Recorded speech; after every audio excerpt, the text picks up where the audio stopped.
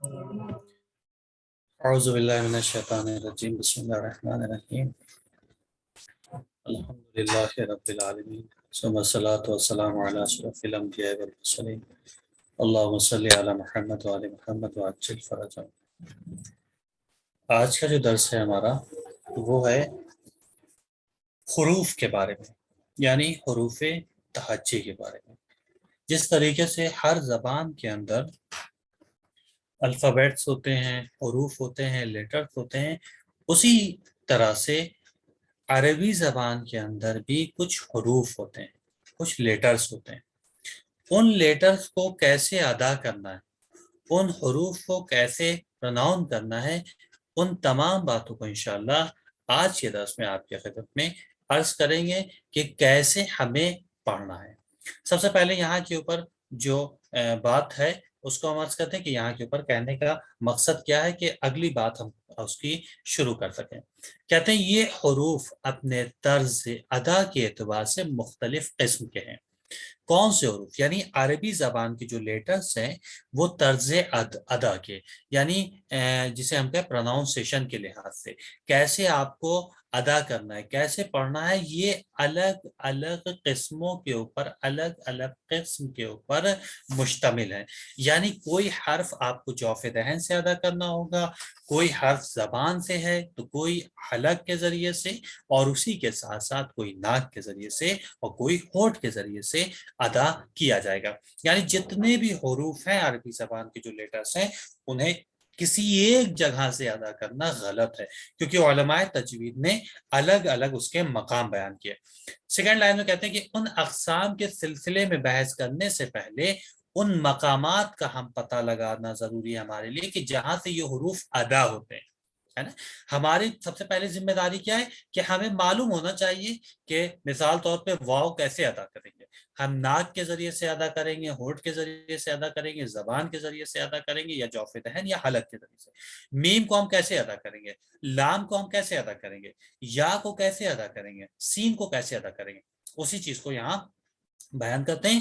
تو کہتے ہیں یہ حروف ادا ہوتے ہیں، یعنی ان حروف کو یہ یہاں کے اوپر ہم وہ باتیں بتائیں گے آپ کی خدمت میں کہ جہاں سے یہ حروف ادا کیے جاتے ہیں اور جنہیں علم تجوید میں مخرج کہا جاتا ہے۔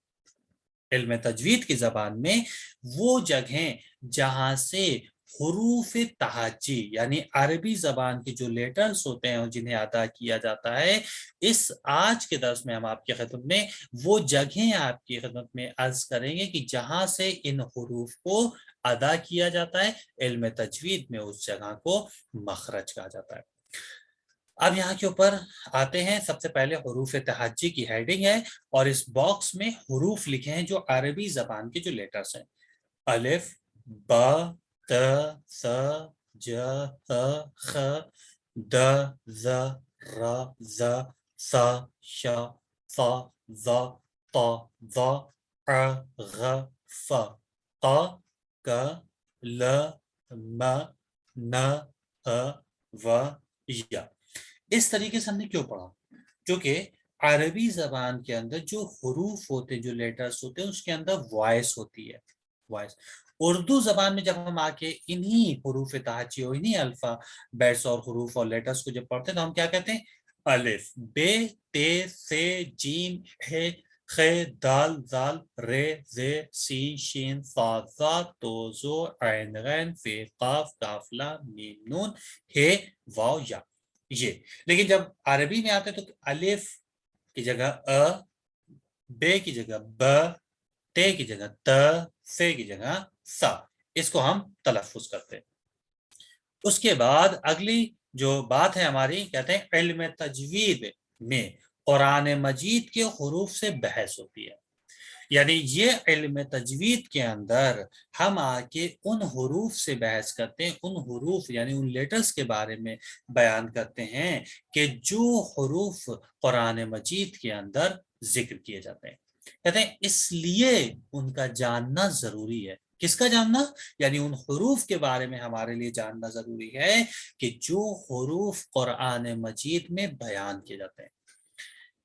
کہتے ہیں کہ عربی زبان میں حروف تہجی کی تعداد 29 یعنی 29 ہے۔ عربی زبان میں حروف تہجی یعنی جو لیٹرز ہیں عربی زبان کے، ان کی تعداد یعنی وہ ٹوٹل کتنے ہیں؟ 29 ہیں، 29۔ پھر کہتے ہیں کہ ٹے، ڈال اور لے، یہ 3 حروف ایسے ہیں کہ جو ہندی کے مخصوص ہیں، ہندی کے مخصوص ہیں، یعنی ان کا تعلق عربی سے نہیں ہے۔ پورے قرآن میں اگر آپ دیکھ لیجئے گا، کہیں کے اوپر کوئی بھی لفظ آپ کو اس لفظ کے اندر نہ ٹے ملے گا، نہ شروع میں، نہ بیچ میں، نہ آخر میں، اسی طریقے سے نہ ڈال ملے گا، نہ ہی رڑے آپ کو ملے گا۔ یہ 3 حروف عربی زبان سے مخصوص ہیں۔ دوسری بات، پے، چے، زے، گاف، کہتے ہیں یہ فارسی کے مخصوص حروف ہے۔ جس طریقے سے ہندی کے جو حروف آپ کو قرآن مجید کے اندر نہیں ملتے، اسی طریقے سے یہ فارسی کے جو 4 حروف ہیں، پے، چے، یہ، گاف، یہ بھی آپ کو قرآن مجید کے اندر نہیں ملیں گے۔ یہ فارسی سے مخصوص حروف ہیں۔ اس کے بعد اگلے باکس کی جو بات ہے کہ ان کے علاوہ، کن کے علاوہ؟ یعنی یہ جو 3 اوپر حروف بیان کیے گئے، ٹے، ڈال، ڑے اور پے، چے، یہ، گاف، یعنی ٹوٹل یہ 7 حروف کے علاوہ جتنے بھی جملہ حروف، جملہ یعنی اس کے علاوہ کہ جتنے بھی حروف ہیں وہ تینوں زبانوں میں مشترک ہیں۔ 3 کون سی زبان؟ مثال طور پہ ہندی، فارسی اور عربی۔ جیسے لام آپ کو ہندی میں مل جائے گا، فارسی میں مل جائے گا، عربی میں مل جائے گا۔ قاف، بڑا والا قاف جو نقطے دار ہوتا ہے جس سے قرآن جیسے لکھا جاتا ہے، ہندی میں بھی ہے، فارسی میں بھی ہے، آپ کے عربی میں بھی ہے۔ جیم ہے، یہ بھی آپ کو تینوں زبانوں میں مل جائے گا۔ اگلے پیج کے اوپر، اگلے صفحے کے اوپر جو بات آتی ہے وہ یہاں سے مخارج حروف، جیسا کہ پہلے عرض کیا کہ علم تجوید کے اندر جن جگہوں سے ہم حروف کو ادا کرتے ہیں ان حروف کو مخرج کہا جاتا ہے، مخارج کہا جاتا ہے۔ اسی کو یہاں کے اوپر بیان کرتے ہیں کہ مخارج حروف، یعنی حروف کی ادائیگی کیسے اور کہاں سے ہوگی۔ کہتے ہیں علماء تجوید نے 29 حروف تہجی کے لیے جو مخارج بیان کیے گئے ہیں ان میں سے ان کی تعداد 27 ہے۔ یعنی ٹوٹل جو حروف تہجی ہیں عربی زبان کے اندر وہ 29 ہے، لیکن جو مخارج جن کے لیے بیان کیے گئے، یعنی جن کے لیے مخرج بیان کیا گیا کہ کس کو کہاں سے ادا کرنا ہے، وہ 27 حروف ہے، 27 ہیں۔ کہتے ہیں کہ جنہیں مندرجہ ذیل 5 مقامات سے ادا کیا جاتا ہے۔ مندرجہ ذیل یعنی یہ جو نیچے 5 جگہیں جو بیان کی جا رہی ہیں، ان جگہوں سے ہم آ کے ان کو ادا کرتے ہیں، ان جگہوں سے ان کو آ کے ہم ادا کرتے ہیں۔ ان میں سے وہ کون کون سے ہیں؟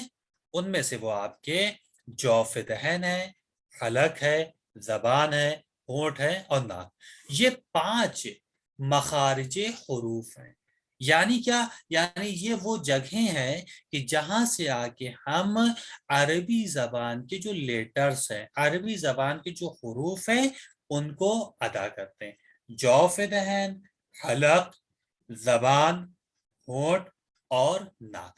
اب ان 5 کے بارے میں الگ الگ عرض کریں گے آپ کے خدمت میں کہ مثال طور پہ جوف دہن سے ادا ہونے والے وہ کون سے حروف ہیں کہ جس کو ہم حلق سے نہیں ادا کر سکتے، جس کو ہم زبان سے نہیں کر سکتے، صرف اور صرف جوف دہن سے ادا کریں گے۔ اسی طریقے سے حلق، زبان، ہونٹ اور ناک۔ آئیے پھر نیچے کہتے ہیں کہ یہاں مختصر لفظوں میں ان حروف کے مخارج کا تعین کیا جا رہا ہے، اور تعین کیا جا رہا ہے یعنی بیان کیا جا رہا ہے کہ عملی طور پر صحیح تلفظ کرنے کے لیے اہل فن کا سہارا لینا پڑے گا۔ یعنی کہنے کا مقصد و ہدف یہ ہے کہ اگر آپ کو اچھی طریقے سے سیکھنا ہے کہ جو عربی زبان کی جو حروف ہیں ان کو ہم کیسے ادا کریں، تو اس کے لیے آپ کو اہل فن کا سہارا لینا ہوگا، یعنی جو قاری قرآن ہے، جو تجوید القرآن کے اوپر جنہوں نے کام کیا ہے۔ لہذا ہر انسان آپ کو نہیں بتا سکتا کہ تجوید القرآن کیا ہے، تجوید القرآن کے احکام کیا ہیں، تجوید القرآن کے اصول کیا ہیں، تجوید القرآن کے قواعد و ضوابط اور اس کی کنڈیشن اور شرطیں کیا ہے۔ لہذا ان تمام باتوں کو جاننے کے لیے ہمیں سہارا لینا ہوگا اس زبان کے اہل فن کا، جس کا تعلق ہو، جس نے سیکھا ہو، جس نے پڑھا ہو، جس نے اس چیز کے اوپر کام کیا ہو۔ ہم ہر استاد اور ہر ٹیچرز کے پاس تو نہیں جاتے کہ مثال طور پہ آپ ہمیں ہندی بھی پڑھا دیے، سائنس بھی پڑھا دیجیے، جغرافی بھی پڑھا دیجیے، ہسٹری بھی پڑھا دیجیے۔ ایک ٹیچر معین اور مخصوص ہوتا ہے جسے ہم کہتے ہیں نا اسپیشلسٹ، کہ فلاں ڈاکٹر نیورو کے ہیں، فلاں فزیشین ہے، فلاں سرجن ہے۔ اسی طریقے سے استاد بھی ہوتے ہیں کہ کسی نے کسی سبجیکٹ کے اندر مہارت حاصل کی، لہٰذا اسی چیز کو کہتے ہیں کہ اگر آپ اچھی طریقے سے جاننا چاہتے ہیں، اچھی طریقے سے سیکھنا چاہتے ہیں، تو اس زبان کے اہل فن کا آپ سہارا لیں، سہارا لیں۔ آئیے، ہم نے 5 چیزوں پر عرض کی تھی کہ مخارج حروف 5 ہیں: جوف دہن، حلق، زبان، ہونٹ اور ناک۔ ان میں سے پہلی چیز کیا ہے؟ جوف دہن۔ کہتے ہیں جوف دہن سے صرف 3 حروف بریکٹ میں الف، واو اور یا، کہتے ہیں جوف دہن سے ادا ہونے والے جو حروف ہیں وہ 3 ہیں: الف ہے، واو ہے اور یا ہے۔ کہتے ہیں لیکن اس پہ ایک شرط ہے، شرط ہے۔ وہ شرط کیا ہے؟ کہ یہ ساکن ہو، ساکن ہو۔ ساکن کا مطلب کیا ہوتا ہے؟ قرآن مجید میں آپ نے دیکھا ہوگا کہ قرآن مجید کے اندر کوئی حرف ہوتا ہے کہ جس کے اوپر زبر کی علامت ہوتی ہے، یا اس کے نیچے زیر کی علامت ہوتی ہے، یا اس کے اوپر پیش کی علامت ہوتی ہے، اور اسی طریقے سے ایک اور علامت ہوتی ہے کہ جسے ہم ساکن کہتے ہیں۔ ساکن، جیسے ہم جب پڑھتے ہیں نا کہ جیسے ہم نے کہا رحمان، رحمان، تو رے ہے زبر رہ، تو یہ راہ جو ہم نے پڑھا ہے کے اوپر نہ زبر پڑھا، نہ زیر پڑھا، نہ پیش پڑھا، بلکہ اس کے اوپر ایک ساکن کی علامت ہے، یعنی اس کو سکون کرنا ہے، اس کو ساؤنڈ کے ساتھ، یعنی اس کو زبر، زیر اور پیش کے ساتھ نہیں ادا کرنا ہے۔ تو اسی طریقے سے کہتے ہیں کہ جوف دہن سے جو ادا ہونے والے حروف ہیں وہ 3 ہیں: واو، الف، یا۔ لیکن ایک شرط ہے، شرط کیا ہے؟ کہ یہ تینوں حروف، الف ہو یا واو ہو یا ہو، یہ ساکن ہونے چاہیے، ساکن ہونے چاہیے۔ یعنی کیا مطلب؟ یعنی ان کے اوپر زبر، زیر اور پیش کی علامت نہیں ہونی چاہیے۔ اگر زبر، زیر یا پیش آ گیا تو پھر یہ آپ کے جوف دہن کے ذریعے ادا نہیں کیا جائے گا۔ مثال نیچے باکس میں: کریم، جواد، غفور۔ آپ دیکھیں 3 مثال یہاں کیوں نہیں؟ 3 مثال دینے کا ہدف و مقصد یہ ہے کہ جیسا کہ ہم نے عرض کیا کہ جوف دہن سے ادا ہونے والے جو حروف ہیں وہ 3 ہیں: واو، الف اور یا۔ تو واو، الف، یا چونکہ 3 ہے لہذا 3 مثال بھی دی گئی: کریمن کے اندر حرف یا، جوادن کے اندر الف اور غفورن کے اندر واو۔ لہذا ان تینوں جملوں کے اندر جو حروف ہے، یا کریم کے اندر، جواد کے اندر الف اور غفورن کے اندر واو، ان کو اگر آپ دیکھیں تو یہ ساکن ہے، لہذا ساکن ہونے کی بنیاد کے اوپر اسے ہم جوف دہن کے ذریعے سے ادا کریں گے۔ ایک بات۔ دوسری بات کہ ہم جو ہے مخارج حروف کے اندر جوف دہن کے بعد جو اگلی بات بیان کی جاتی ہے وہ حلق تھی۔ حلق، کہتے ہیں حلق کے ہم 3 حصے کریں گے: حلق کا ابتدائی حصہ یعنی شروعاتی حصہ، حلق کا درمیانی حصہ یعنی بیچ کا حصہ، اور حلق کا آخری حصہ۔ کہتے ہیں ان 3 حصوں کے بعد ہم الگ الگ حصے سے حروف کو ادا کریں گے۔ حلق کے ابتدائی حصے سے حرف خ اور حرف غین کو ادا کریں گے۔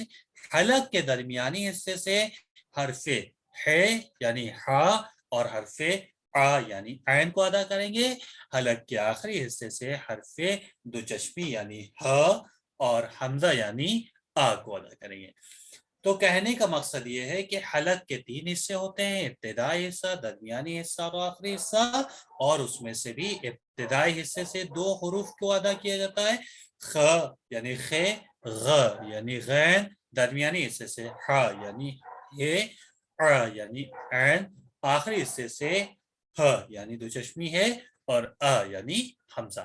تو یہ 2 باتیں یہاں تک کہ ہماری مکمل ہوئی کہ مخارج حروف کے اندر جو 5 مخرج بیان کیے گئے ہیں: جوف دہن، حلق، ان دونوں کو عرض کیا۔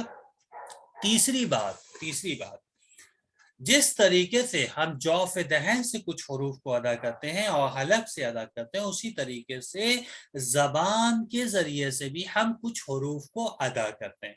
जिस तरीके से हलक के अंदर 3 हिस्से हुए थे, उसी तरीके से आगे कहते हैं कि जबान हरूफ की अदायगी के लिहाज से इसके 10 हिस्से हैं। किसके? जबान के। यानी हरूफ को कैसे आपको प्रोनाउंसिएशन करना है, इसके लिहाज से, हरूफ के लिहाज से पहला पॉइंट, आखिर जबान और उसके मकाबिल यानी उसके सामने का जो तालु का हिस्सा है, उस हिस्से को जब हम आपस में टच करेंगे, यानी आखिर जबान को जब तालु से मिलाएंगे, तो हरफे काफ अदा होगा। काफ, ठीक है। दूसरी बात कहते हैं छोटे वाले काफ की बात। 2 काफ होते हैं, देखा होगा आपने कुरान में कि एक काफ जैसे कुरान, दूसरा काफ जैसे किताब या काज़िबीन या काफिर या कफरू या कुफ्फार। 2 तरह के काफ होते हैं। एक काफ, बड़ा वाला काफ जो नुक्तेदार होता है, एक काफ। दोनों के तलफ्फुज में हल्का सा फर्क है। बड़ा वाला काफ जो कुरान है, उसमें यह है कि आखिर जबान को तालु के हिस्से से टच करेंगे तो काफ अदा होगा। छोटा जो काफ है, उसमें कहते हैं सेकंड पॉइंट में, काफ ब्रैकेट में लिखा है यानी बड़े वाले काफ, कहते हैं इसके मखरज से जरा आगे का हिस्सा और उसके मकाबिल का तालु से काफ की आवाज पैदा होती है। यानी क्या मतलब?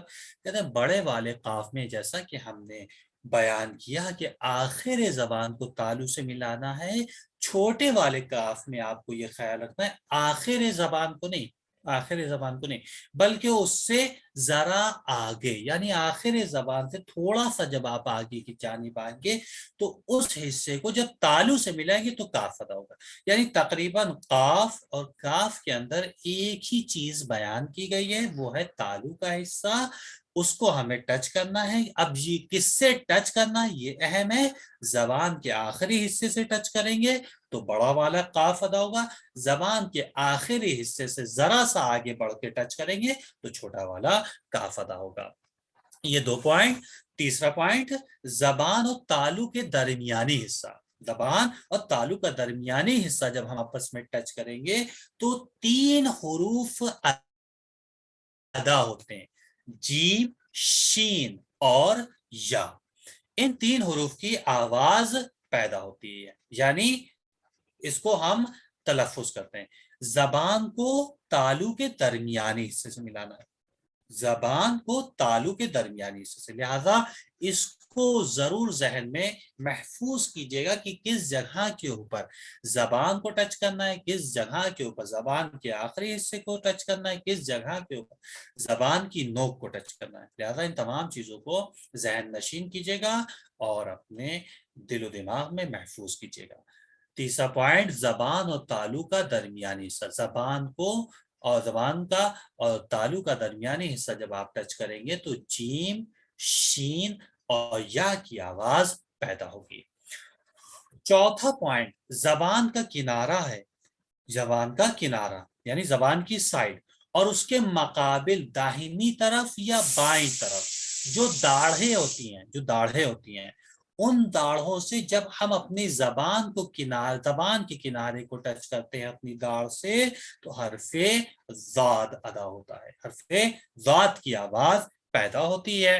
पांचवा पॉइंट, नो के जबान और तालु का इब्तिदाई हिस्सा, नो के जबान और तालु का इब्तिदाई हिस्सा, जबान की नोक को जब तालु के इब्तिदाई यानी शुरुआती हिस्से से जब आप टच करेंगे तो हरफे लाम की आवाज पैदा होगी।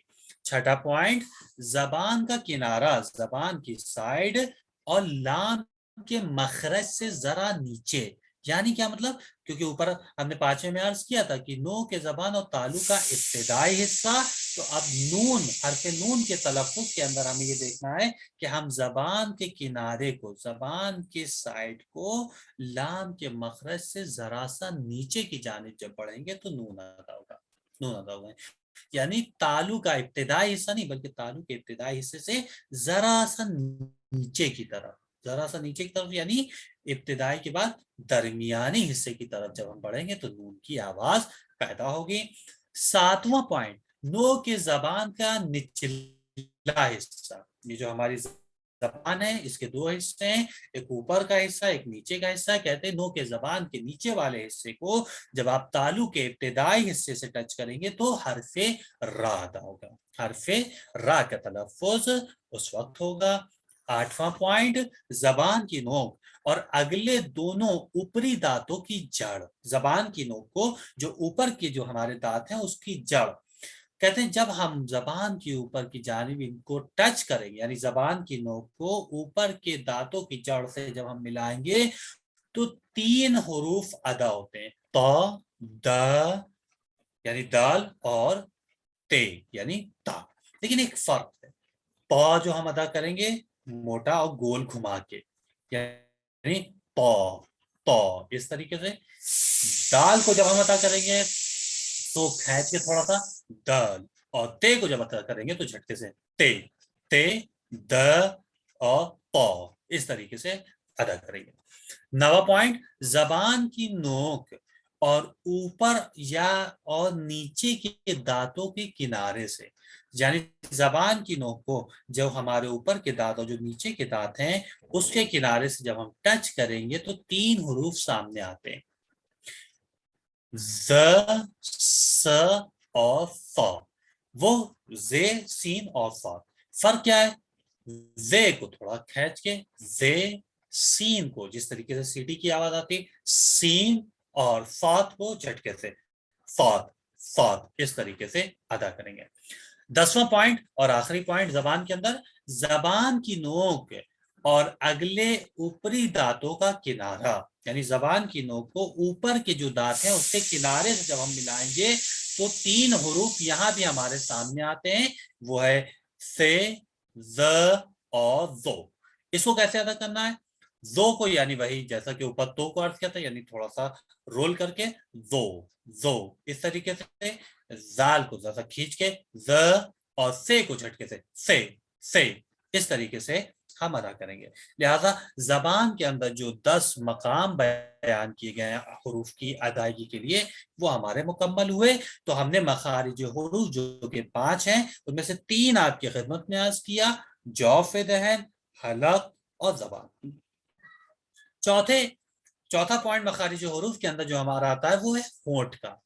कहते हैं होंठ हुरूफ की अदायगी के लिहाज से इसके 2 हिस्से करते हैं।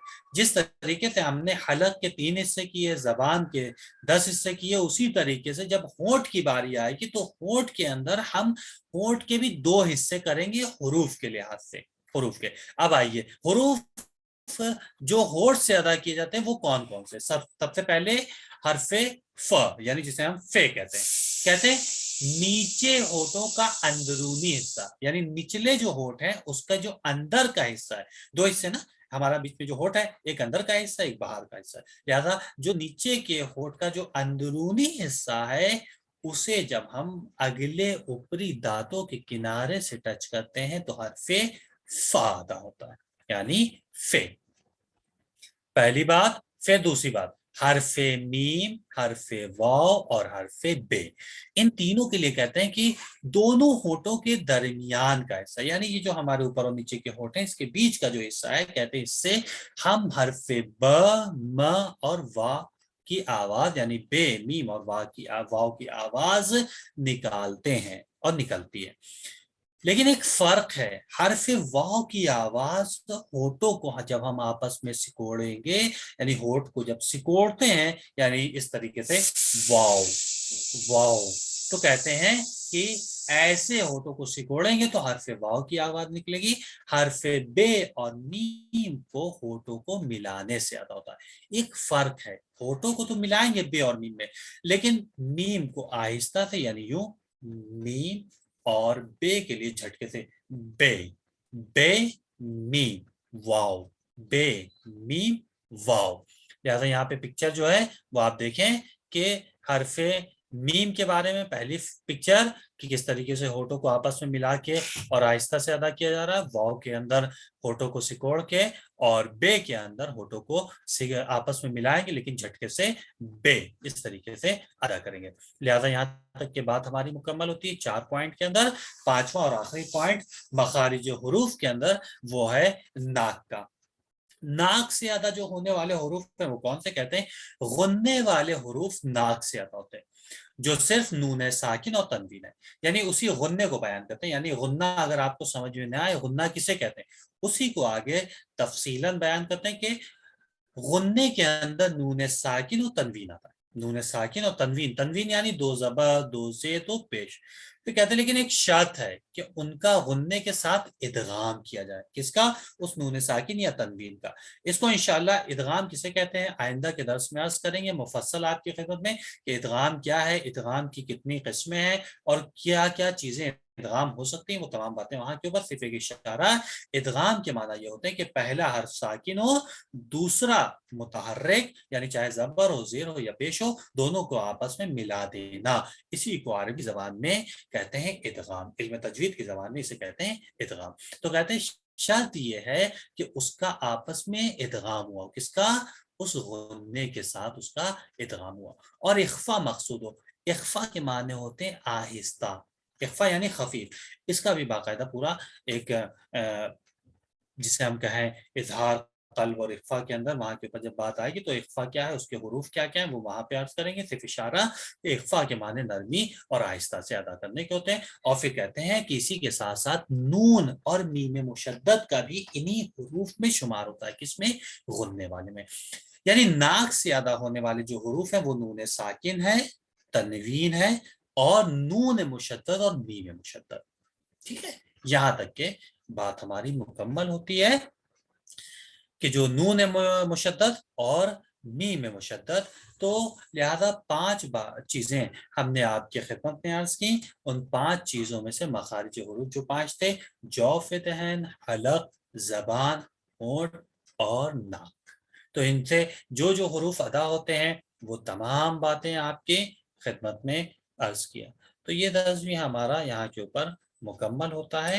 لہٰذا اس کے بعد اگر آئیں ہم تو جو اگلا درس ہے ہمارا، جو اگلا درس ہے اس کو ہم شروع کریں گے انشاءاللہ.